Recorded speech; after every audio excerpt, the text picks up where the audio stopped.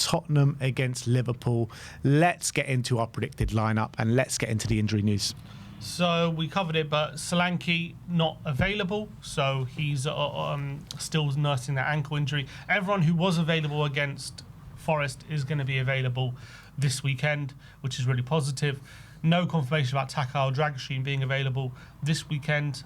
We know Doggy's got an injury. Basuma and Papaisar are both off at the AFCON, so they're not going to be available for the next at least few weeks.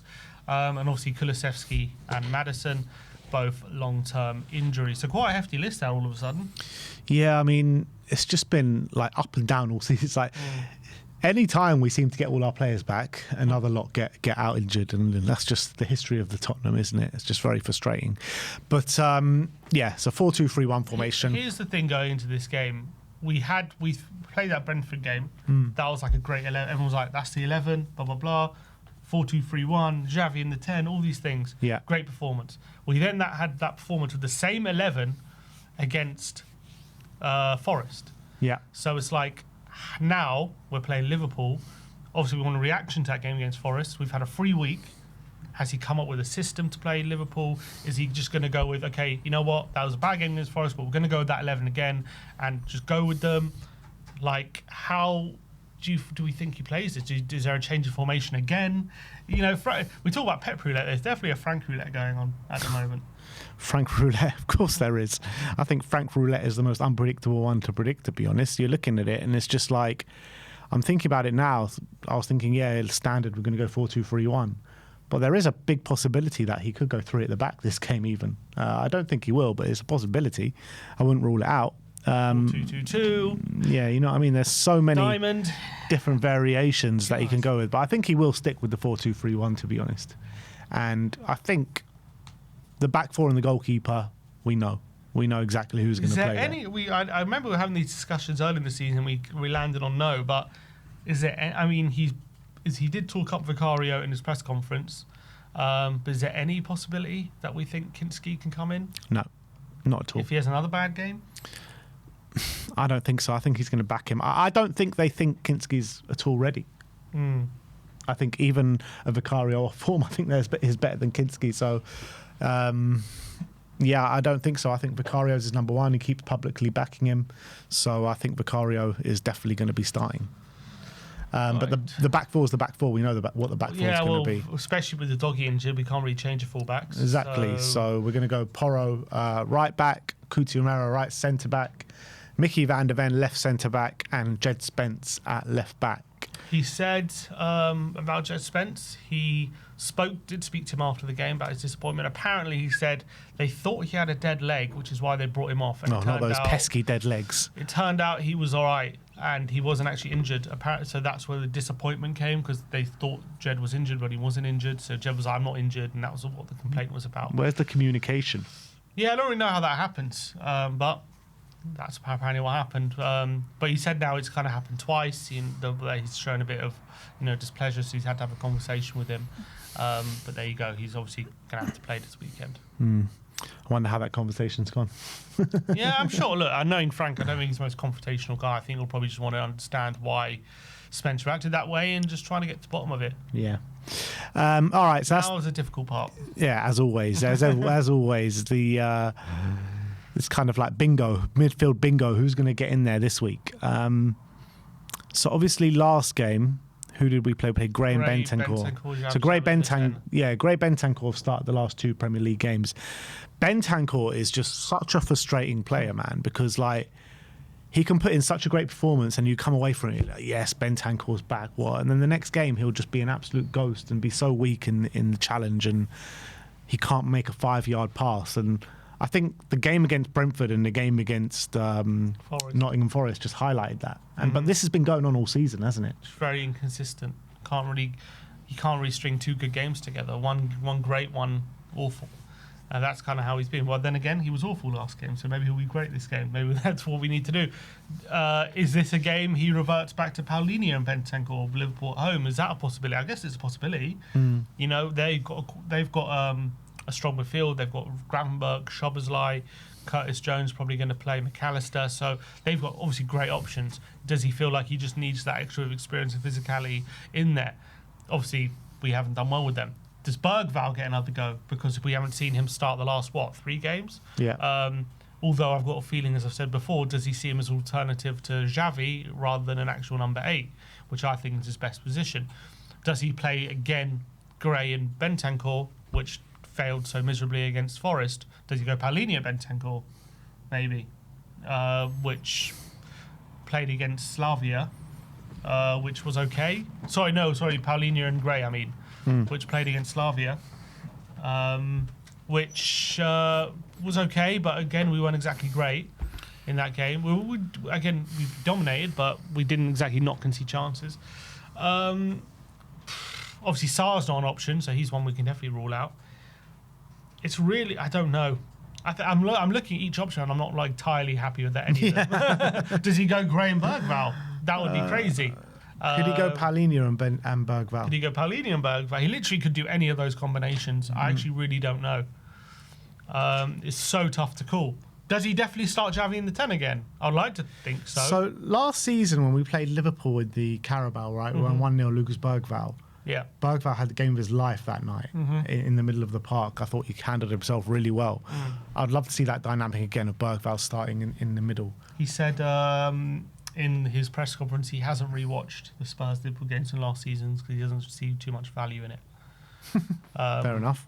He sees, obviously, he wants to know why they're playing now. Doesn't really matter to him how they played last season. So yeah, which is fair enough. Which I understand. So I don't know if he has been watching Bergvall's performance that game, but I do want to see Bergvall start this game, to be honest. Me too. But does he start in the 8 or the 10? I feel like he sees him as an alternative to Simmons. Yeah, that's a problem. Which is an issue.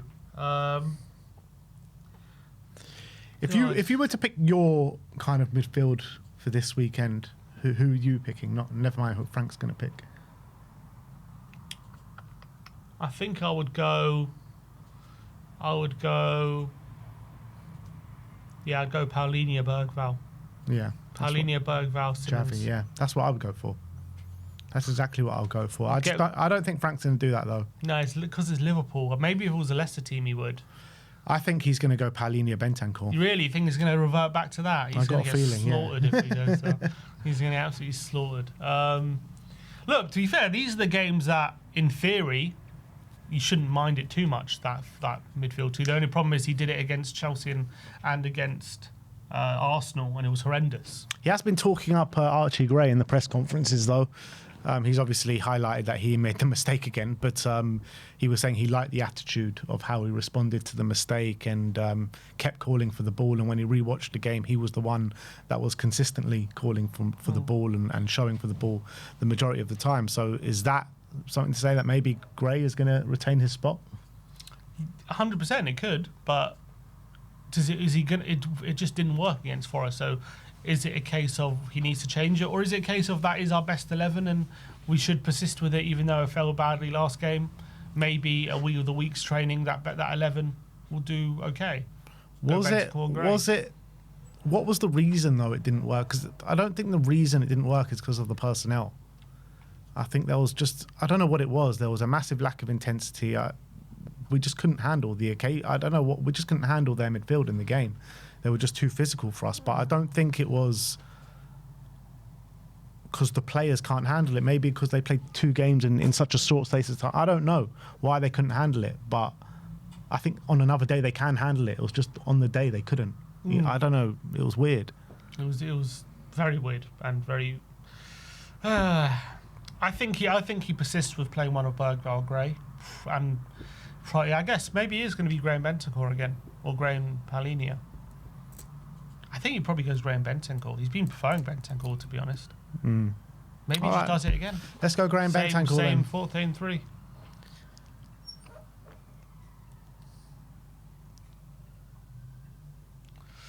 You got Romero midfield.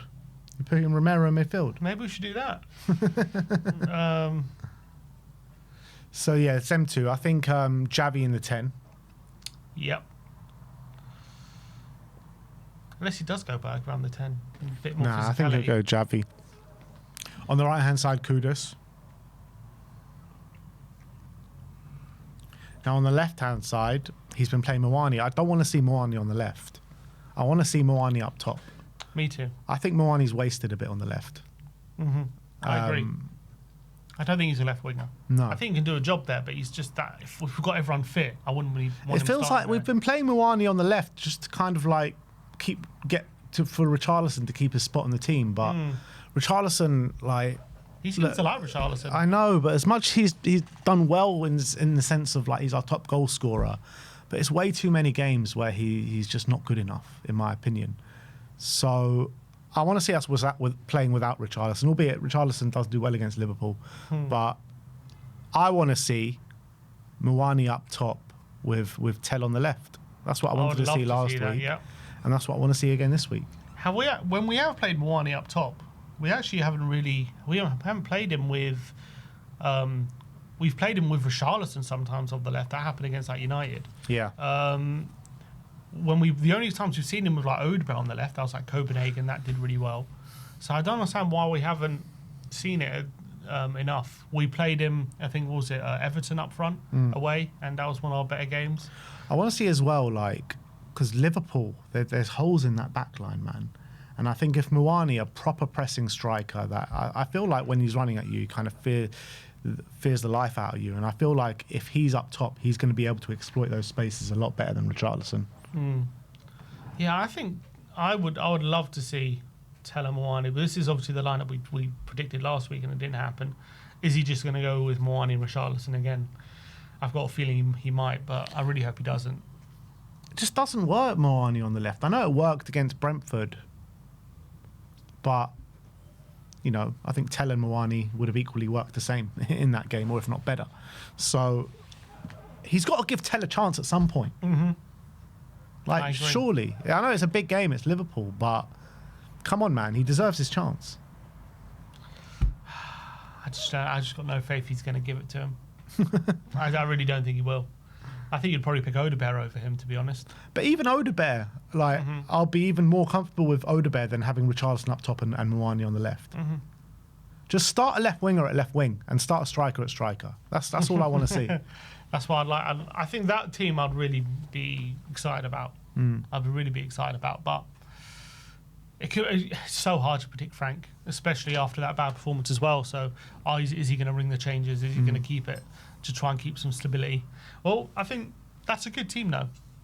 It's decent. If this is the team, what's the lineup? What's the score prediction? Said 2-2. 2-2. Sticking with it. 2-2. All right, so this is the predicted lineup that we are going for. Vicario in goal, Pedro Porro, Mickey van der Ven, Cuti Romero and Jed Spence. Rodrigo Bentancur, Archie Gray and Javi Simmons in the midfield. Kudus on the right, Tell on the left and Randall Kolo Moani up top. So let us know in the comment section below, do you think this is the lineup that Frank is going to go for? If you think we're wrong, let us know your predicted lineups in the comment section below.